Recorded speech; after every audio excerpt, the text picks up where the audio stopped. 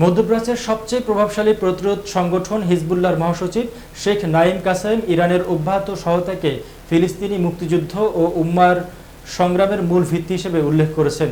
ইমাম খোমেনি আদর্শ ও বিপ্লবী দর্শনের ধারাবাহিকতায় এ সংগ্রাম আজও জোরদার হচ্ছে বলে তিনি জানিয়েছেন। শেখ নাঈম কাসেম বলেন, ইমাম খোমেনি চিন্তাধারা আজও উম্মার মধ্যে জীবন্ত এবং তার বিপ্লবী পথ প্রদর্শন মুহাম্মদীয় ইসলামের পবিত্র আলো ছড়িয়ে দিচ্ছে।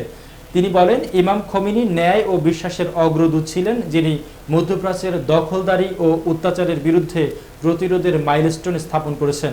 তিনি আরও বলেন, ইরানের ইসলামী প্রজাতন্ত্র বিশ্বজুড়ে নিপীড়িত জনগোষ্ঠীর পক্ষে দৃঢ়ভাবে দাঁড়িয়ে রয়েছে। বিশেষ করে ফিলিস্তিনের অধিকৃত ভূমি মুক্তির লক্ষ্যে ইরান অবিচল সমর্থন প্রদান করেছে এবং আল কুদুসের মুক্তির লড়াইয়ে উম্মার অটুট সহায়ক ভূমিকা পালন করছে। সোমবার মোহর নিউজের প্রতিবেদনে এ তথ্য প্রকাশিত হয়।